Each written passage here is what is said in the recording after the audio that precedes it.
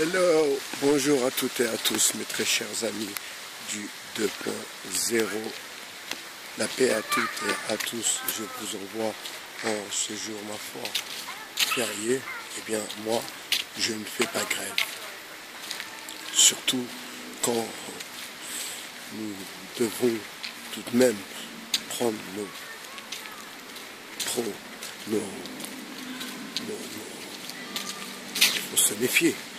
Zineb a dit il faut tirer sur ces barbares. Alors vous imaginez quand même la violence du truc. Elle dit, Madame El Ghazaoui, elle dit il faut tirer à balles réelles. Vous imaginez quand même la violence des propos venant de la bouche d'une femme qui a vécu de près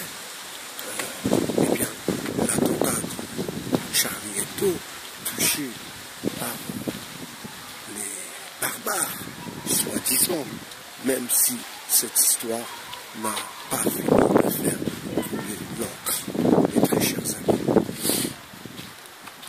Alors, vous savez, à présent, et à chaque fois que je reviens sur ces épisodes, je vous dis à présent.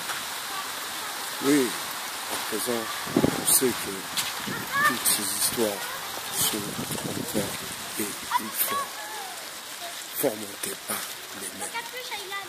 Alors, on va revenir sur l'histoire de Charlie Hebdo. En bas de Charlie Hebdo, il y avait des policiers en fraction, donc qui étaient en bas pour vérifier qui monte exactement dans les locaux de Charlie Hebdo. Donc il y avait toujours un policier en bas qui, ma foi, s'occupait de la sécurité des journalistes, des dessinateurs. Pour monter à l'étage des intéressés, il y avait un ascenseur, et dans cet ascenseur, il y avait une clé bien spéciale pour pouvoir atteindre, si vous voulez, l'étage de la rédaction. Eh bien, comme par hasard, Madame Zineb El Ghazaoui n'était pas là ce jour-là. Elle a quand même beaucoup de chance. Mais quand on remonte un peu ces ramifications qu'elle peut avoir avec l'entité sioniste, la preuve avec ses propos hyper violents, vous imaginez de dire qu'il faudrait tirer à balles réelles sur ces barbares. Quand même, c'est tout de même des propos, des propos qui auraient dû faire plus de bruit que prévu. Vous imaginez tirer sur ces barbares. Dans ces barbares, bien sûr, il y a des gens fragiles, il y a des gens paumés, il y a surtout des Français. Parce que pour la plupart de ces soi-disant djihadistes, eh bien, ils étaient tous français. Alors pour elle, il n'y a plus de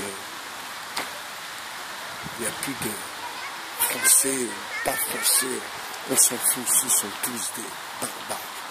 Vous imaginez que ces propos ne soient pas remontés, c'est-à-dire plus haut que ça. Comment ça se fait qu'elle n'a pas été, invectivée par ces propos plutôt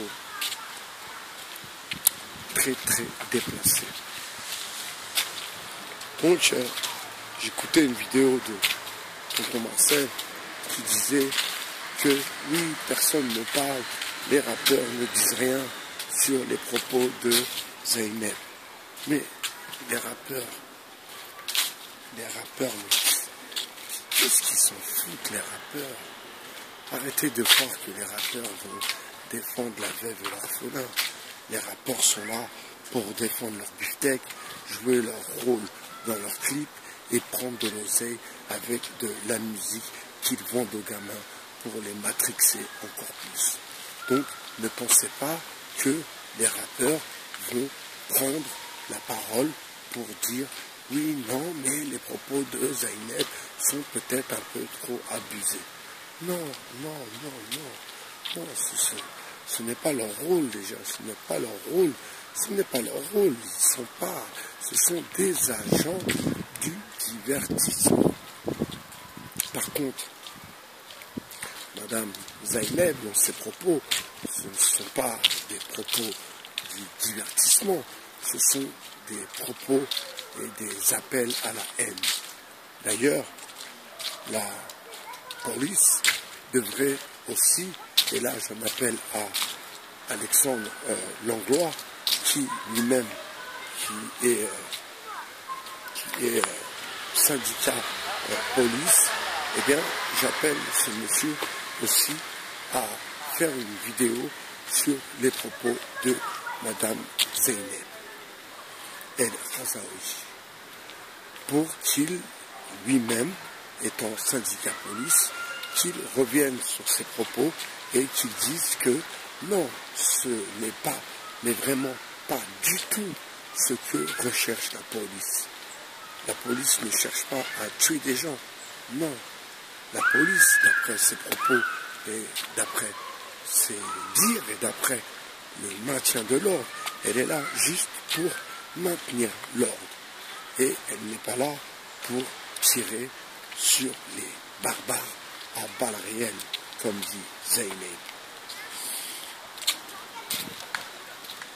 Ce matin, je réfléchissais encore à ce rassemblement anti-islamophobie et bien sûr que ça m'a fait sourire parce que j'ai bien réalisé que dans le fond, eh bien, ce sont toujours les mêmes. Ces manifestations sont organisées par les mêmes.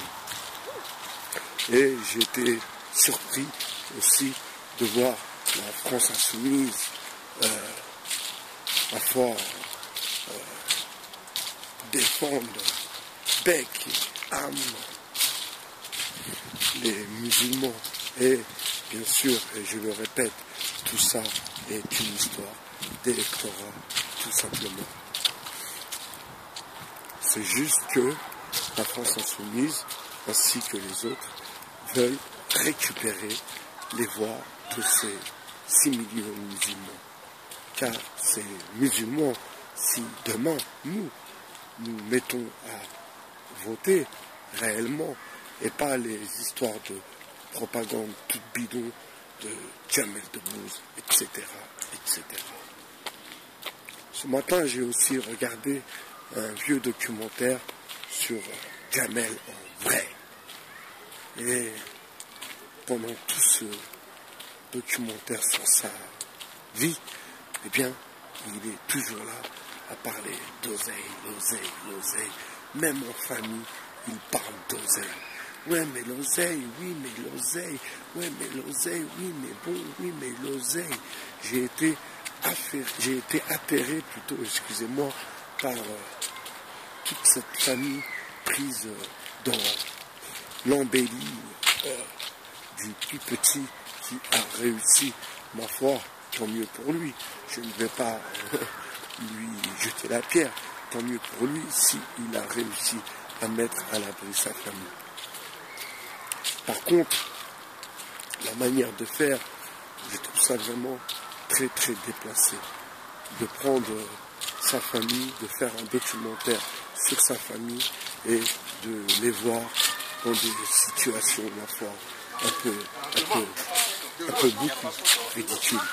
Et la preuve, parmi tous les humoristes, il y a bien que lui qui a fait ce genre de reportage.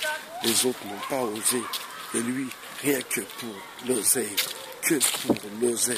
eh bien, il a été faire un reportage en famille pendant le ramadan, je crois que c'est et filmer sa famille et sortir des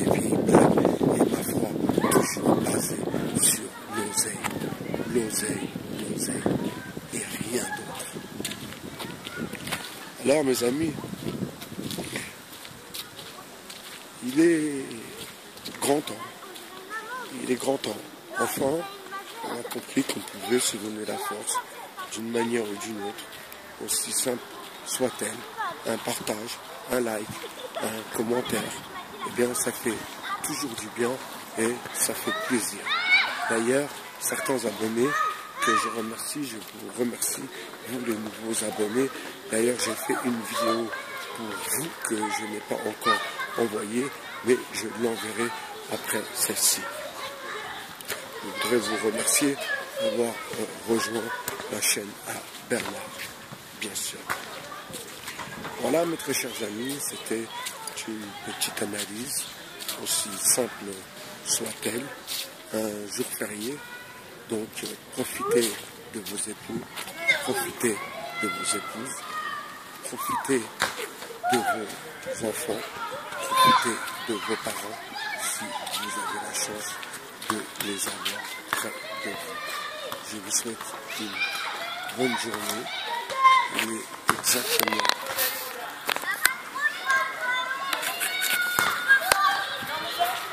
15 heures. Je vous dis à très bientôt sur le 2.0. Ici, c'est le 13e arrondissement. C'était Bye Bye Cher, votre philosophe. Salut les amis. Ciao.